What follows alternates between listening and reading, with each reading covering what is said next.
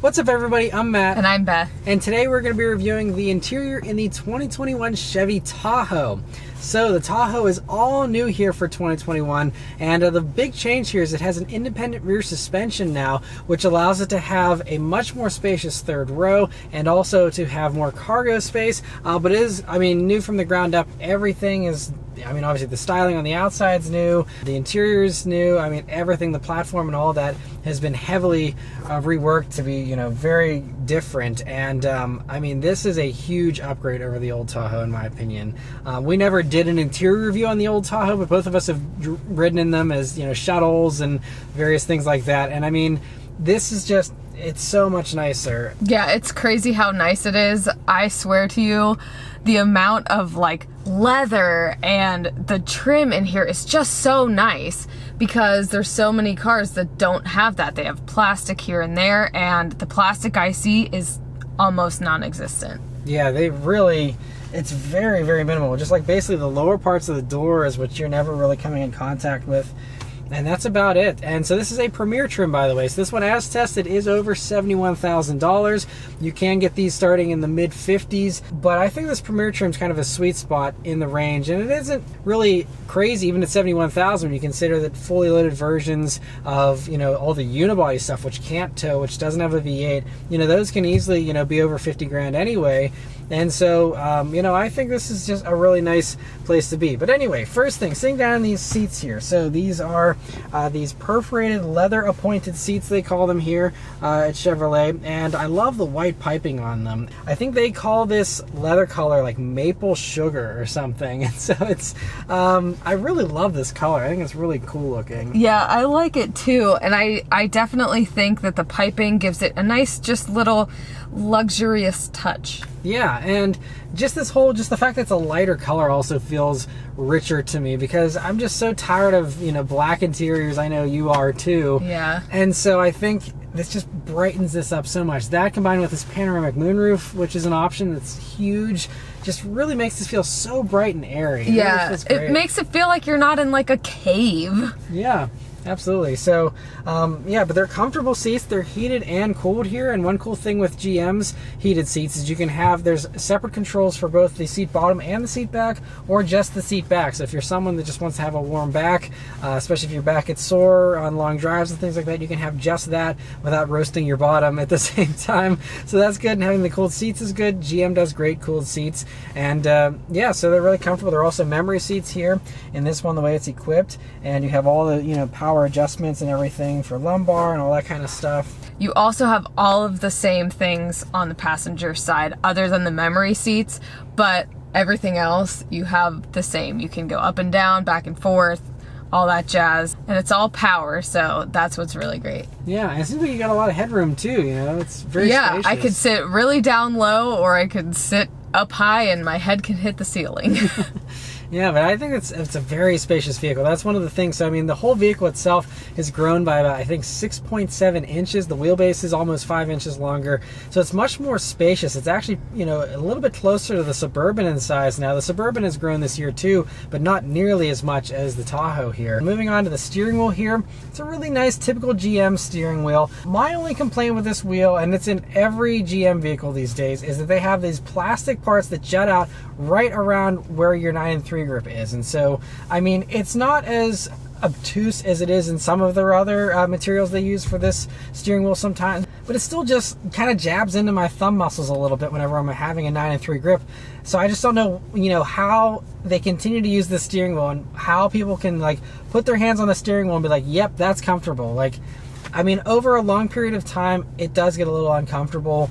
Short drives and stuff, it's not a big deal. And if you don't do a 9 3 grip and you're, driving like you're Vin Diesel or something, then maybe it's not a big deal. But me at a 9 3 grip, I don't love it. The buttons here on the steering wheel, though, are nice and simple, just a few of them. And you have your volume and tune rockers here on the back of the steering wheel, which is always nice. This steering wheel is also heated as well, so that's a nice little option to have. Moving on to the gauges here in the Tahoe, they're pretty nice as well. So the Premier trim does upgrade you to this 8-inch color center display, and I think that is necessary so that these gauges don't feel too cheap.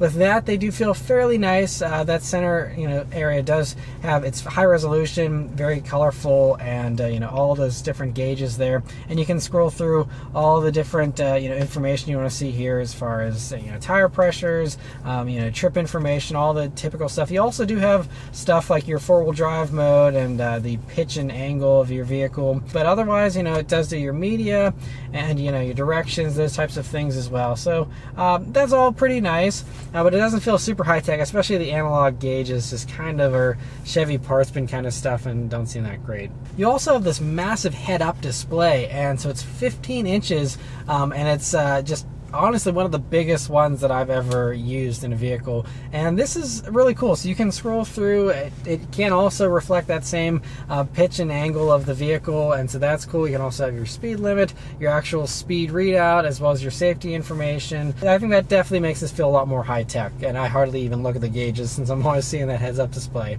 But anyway, moving over to the center of the dashboard here, one of the big changes you might notice is that you don't have any kind of column gear shifter or anything here anymore. You just have these buttons here to change the gear, and so that's an interesting switch. And the way you activate it is you actually pull up on them in order to activate them, which is a little different. You would just expect that you just press it, but you actually do have to kind of like lift up on it to have it go. It doesn't do anything whenever you actually just press it.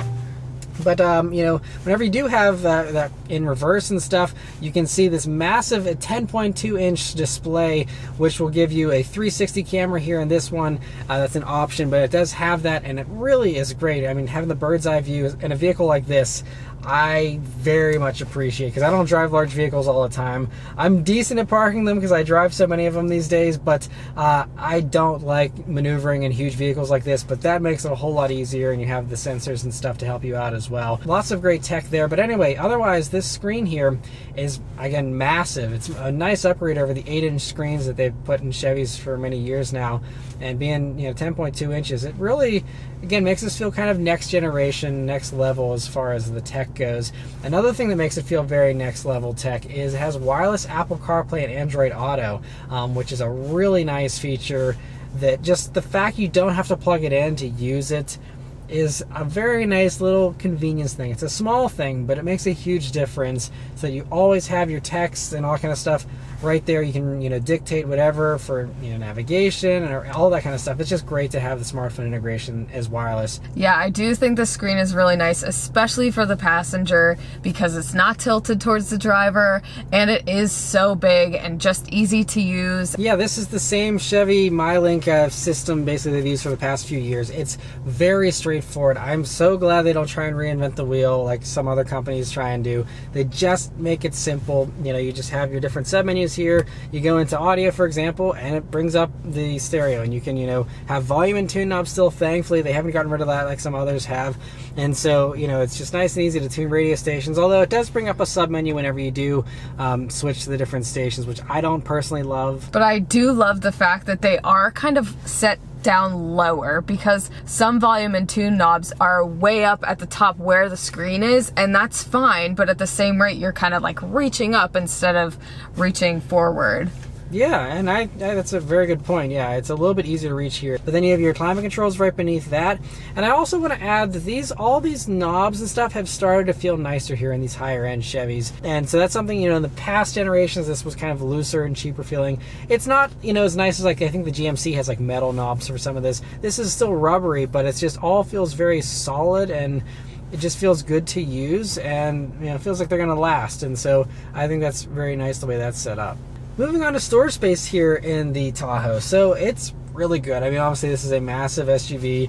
Practicality and storage is, some of the top things people want in these vehicles. So anyway, first thing in the doors here, you have a double tiered pocket. The lower pocket is huge and has a bottle holder in it. And then you have this other smaller pocket here. You could maybe put your cell phone or something in. Pens. Yeah, pens, something like that works. Yeah, all kinds of stuff. And it's nicely rubberized, so it actually kind of holds things in there. And so that's great.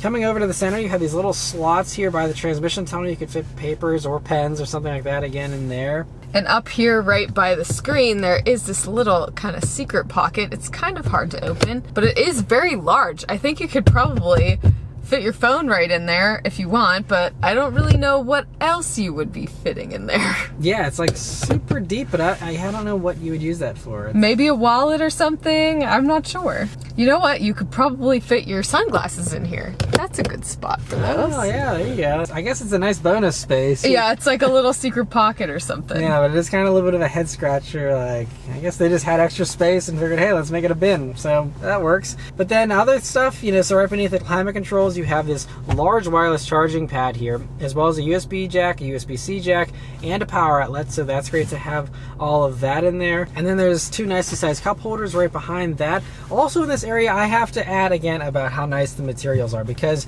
you have actual soft padding here. I mean, it's not like as soft as a pillow, but it's actually got some padding behind it. It's this nice leather material again, right where your knee hits, which is perfect. And then on the left hand side here, on the door, they have extra soft padding just in the knee area where again your knee will hit. And so especially if you're on the larger side, or if you're on a long road trip and your legs are kind of splayed out or whatever, this is going to be so comfortable. You're literally resting your knees on soft padded leather, which is something you could never say for a Tahoe in the past. Yeah, it's definitely padding that gives, because some padding is just like really stiff padding, and this has a little bit of give to it, so it does feel like it's nice and padded and comfortable. Yeah, and so I love that they added that. That is awesome. I don't know if that's on all the trims, but at least here on this Premier, that is something. And if it's only on Premier and higher, then I would certainly recommend going for one of these higher trims for that, because on road trips and stuff, when you're using cruise control and stuff,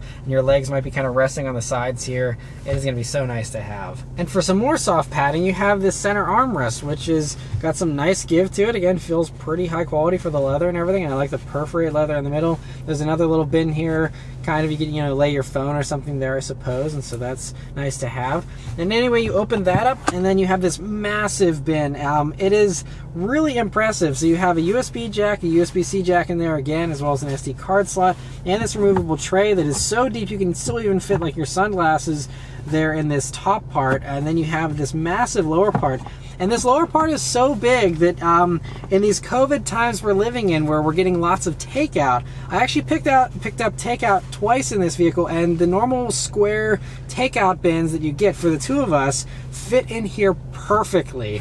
And then, so this didn't fit anymore, so I just removed this, but like it kept it like warm in here, and then I could close this, and it was fantastic. So I mean, I don't know how many people are gonna be using this to pick up takeout and stuff, but just keep in mind that is like perfectly sized. That's how big this is for two large takeout containers, and that's a really handy little thing, so they're not flying all over the place whenever you're picking up takeout.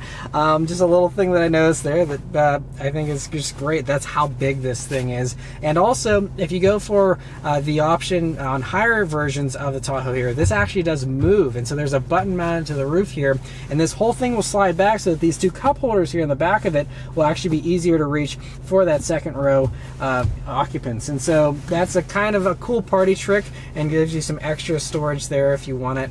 So that's kind of a cool thing, but this one does not have that to show you guys. Speaking of the back seat, moving on to that second row here in the Tahoe. So lots and lots of space in the second row. So I'm 5'9", be sitting behind myself with that seat in its normal position all the way back as far as it'll go. I have like easily 7 inches of legroom to spare. I mean, obviously it's a huge SUV, so you're not going to have any issues with that second row. And then when you look forward here, you're going to see that again you have those two cup holders, but then you also do have their own climate control. It's tri-zone climate here in the Tahoe, so you have those controls there, as well as 2 more USB-C jacks and a normal household plug. So nice to have all that there. If you're looking for the air vents, those are located in the ceiling here. That's how they do it here in the Tahoe. So you don't have any mounted here to the bottom, but you do have them up top there.